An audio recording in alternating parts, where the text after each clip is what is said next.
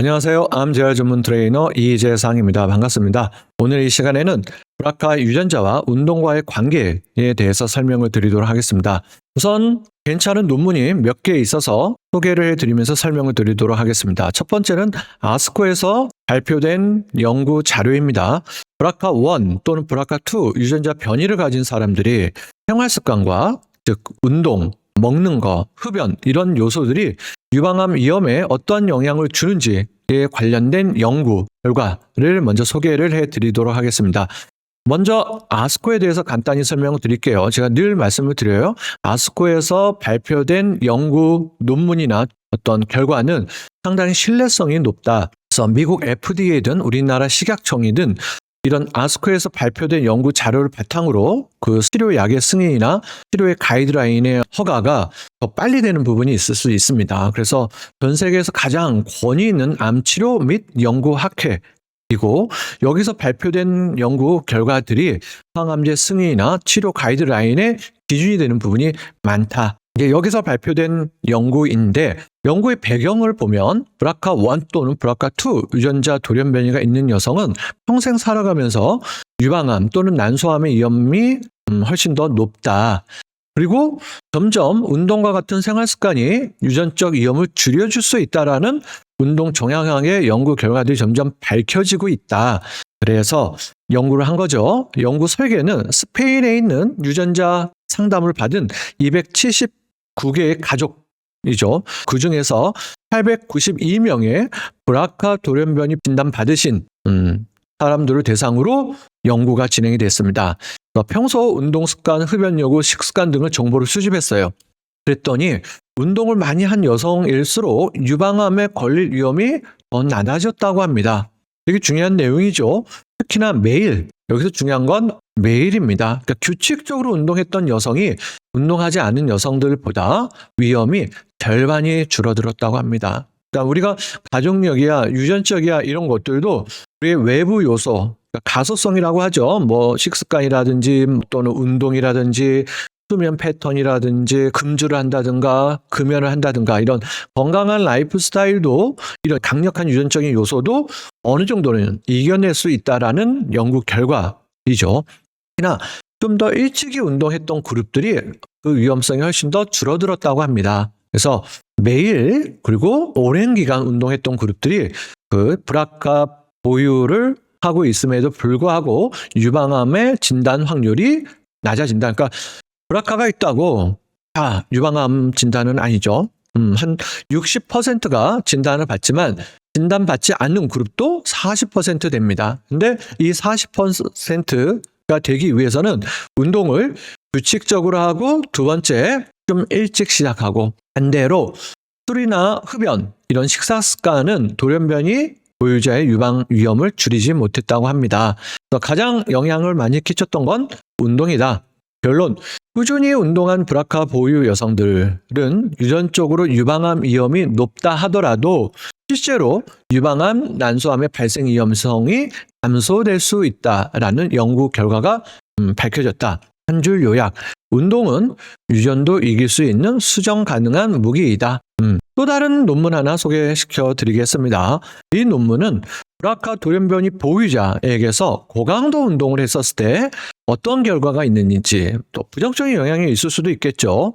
그래서 과연 어떤 결과가 있는지 한번 볼까요? 그 전에 이러한 연구를 했던 이유, 배경을 보면 이런 유전적 소인의 유방암 25%에서 40%는 35세 이전에 발병이 된다고 합니다. 그래서 늦은 유방암 그 진단을 받으신 분들은 어떤 생활 습관이라고 한다면 이런 젊은 유방암 환우분들은 주로 가족력이나 유전적 소인에 의해서 발병이 되는 부분이 있다.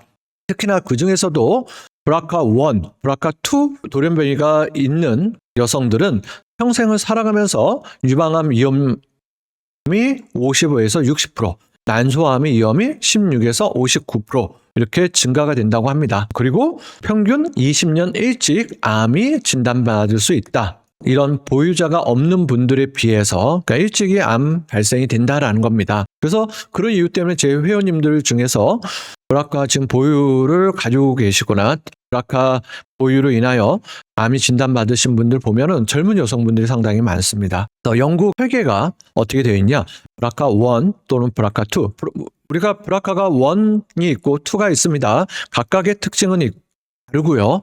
어쨌든 간에 이 두 유전자 돌연변이를 가지고 있는 16명, 특히나 BRCA1이 더 많았다고 합니다.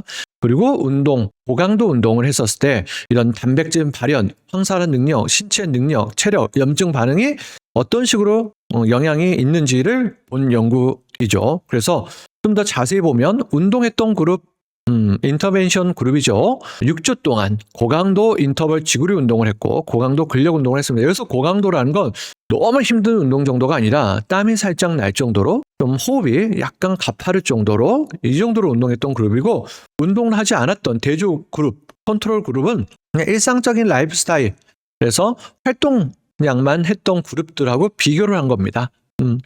그랬었을 때 평가 항목은 이렇다. 제일 중요한 거죠. 이 BRCA1 유전자 단백질의 발현이 올라갔나 줄어들었나. 올라간 게 중요합니다. BRCA는 사실 좋은 역할을 해요. 암 또는 종양을 억제하는 유전자입니다. 여기에 문제가 생겼을 때 암이 발생이 되는 거죠.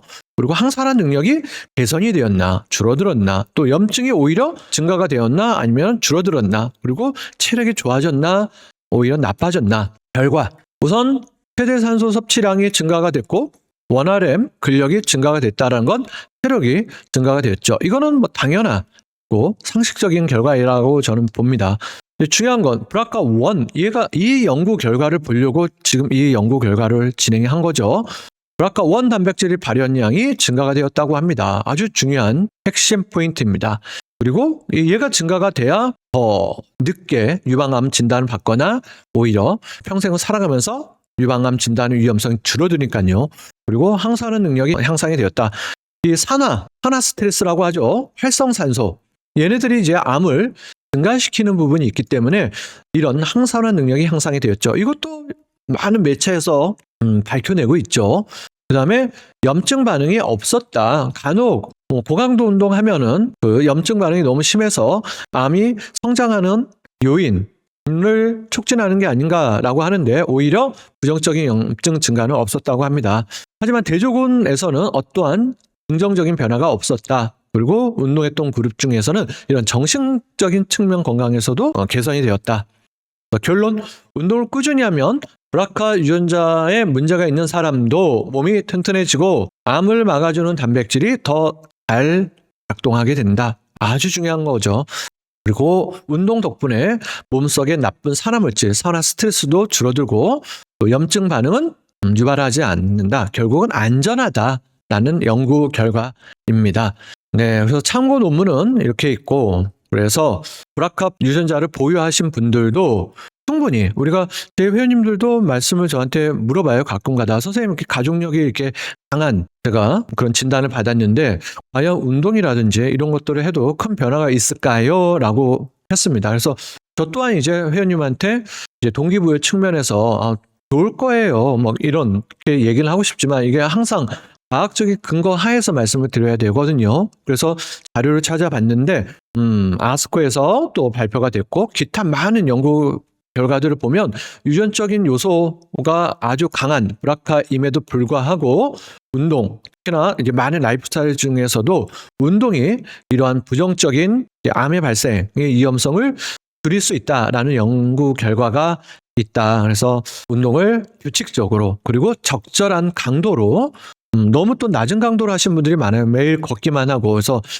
아까 연구 결과 봤죠? 중고강도로 운동을 해야 그런 좋은 결과가 있을 수 있다. 그래서 오랜 기간 운동해야 되고 규칙적으로 운동해야 되고 강도도 적절하게 해야 이런 좋은 결과가 있다라는 것을 다시 한번 마지막으로 강조드리고 싶습니다. 네, 오늘 강의는 여기까지 하고 다음 시간에 더 재밌고 좋은 내용으로 인사드리도록 하겠습니다. 감사합니다.